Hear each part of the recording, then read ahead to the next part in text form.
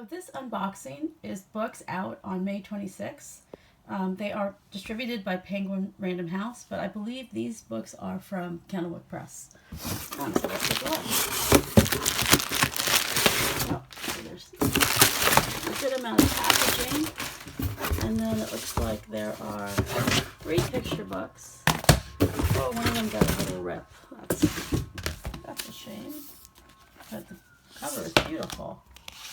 Okay, so this damaged one is If You Take Away the Otter.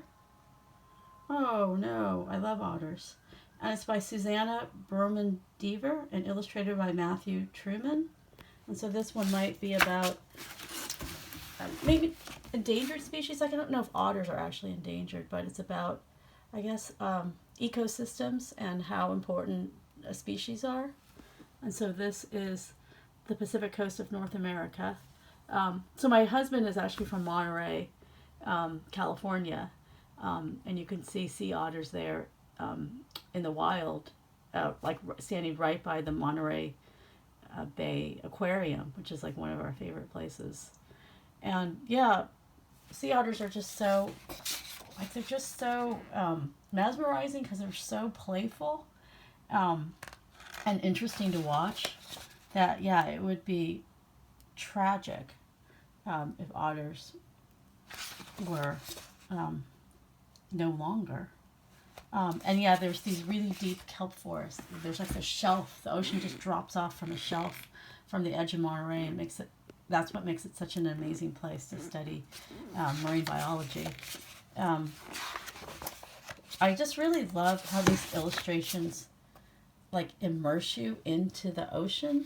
It gives you sort of like a really interesting perspective and depth.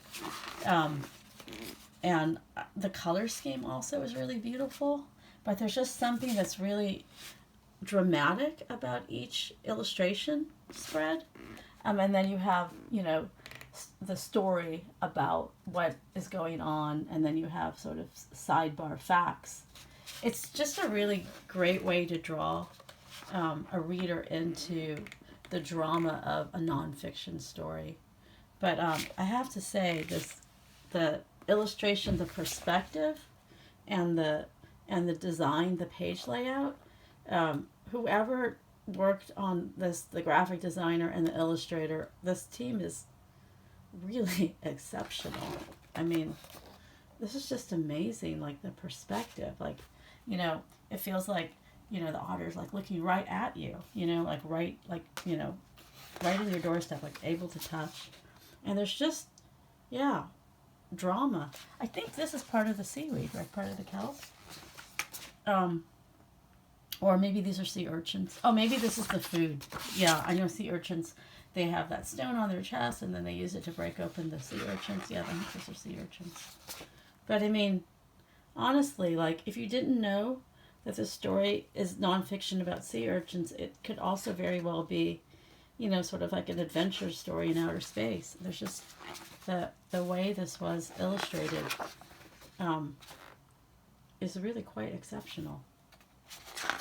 And also, like, the sea otter itself, like, there's just a lot of like animation in the face. Like, you can really relate to the sea otter and feel like it's human and communicating with you, and it makes it very appealing. I mean, a story to save sea otters. This would do it, you know. So there's more in the back about kelp forests, sea otters, and people, and sort of our need to coexist, and biographies. And so I like how there's also resources, because for a few kids, or maybe more than a few, they might get really swept up in this book and this topic, and it allows them to sort of go deeper. And oh yes, yay, Monterey Bay Aquarium featured, our favorite places. This is a book that if you have a kid who's interested in the ocean, like, this one might help turn them into marine biologists, you know. It's just, wow, what a great book. The next one is by Tricia Springstub, excuse me, illustrated by Elaheh Taherian. Khalil and Mr. Hagerty and the Backyard Treasures. And that looks like a really sweet, multi-generational, they could be neighbors, they could be grandfather and grandson. sort of together time. That looks, there's a real sort of old-fashioned, almost like folk tale vibe to the illustration and the title. And I like how just right built into the title, there feels like there's going to be diversity with the name Khalil. And so Khalil lives in an apartment, and then downstairs is his neighbor, who is a little bit older. So it's multi-generational as apartment neighbors. And they're both kind of doing the same thing. Khalil's looking for buried treasure, and Mr. Hagerty is gardening. And so maybe there's a language barrier. Yeah, intergenerational friendship. Yeah, I guess I should have realized it's not a family because it's Mr. Hagerty versus a nickname for a grandfather. But there's just something really beautiful about these illustrations, about how, it's like you can see it's collage. There's almost like a, it's like a story that is, has been told orally over and over again. There's a real quality to that. And so here you have the illustrations of them as neighbors. And then, oh my gosh, look how beautiful that garden is. I love how the illustrator has created these cut paper collage illustrations. And yeah, here they are both digging, and it looks like they get to know each other and share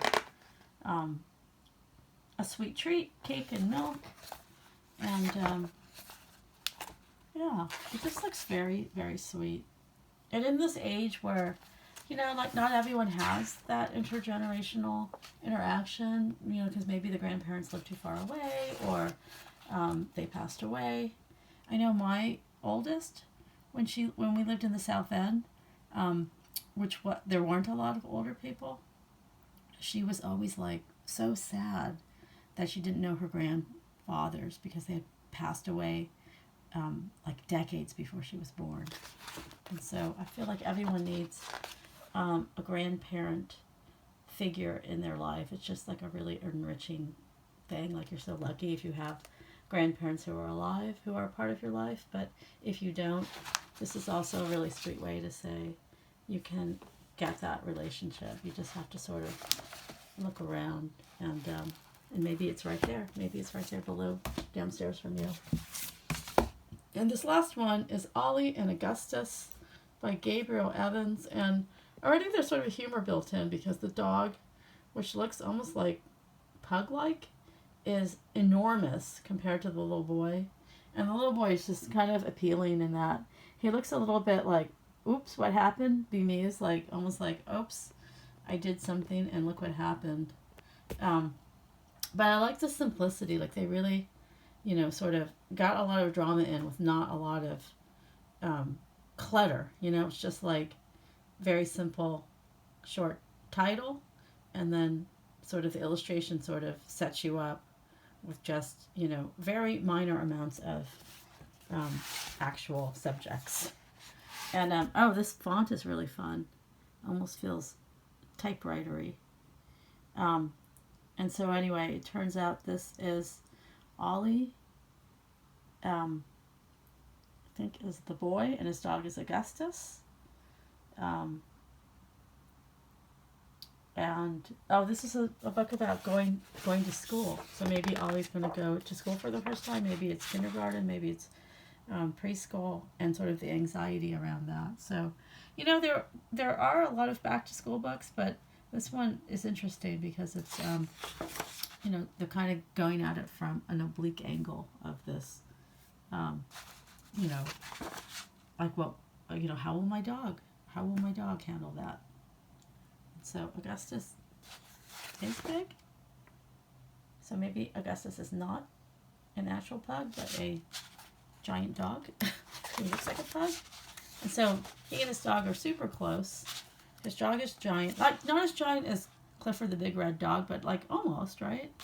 So maybe fans of Clifford the Big Red Dog would also really enjoy this book. And so, yeah, it's a book about very restrained, too, like with the color palette. Which I like. It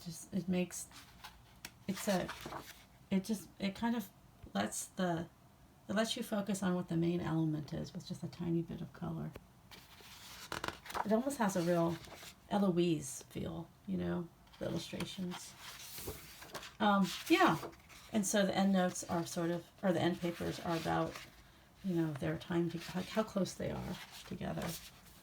And this story is partially inspired by his rescue border collie, who thinks she's bigger than she is. So that's, I don't know, it's very playful with a little bit of, what is that, like fantasy built into reality. Yeah, there's a word for it, I can't quite remember it, but yeah, this looks really fun. So thank you so much to Candlewick Press and to Penguin Random House for these books. And again, these are out very soon, May 26, 2020. Thank you so much for watching.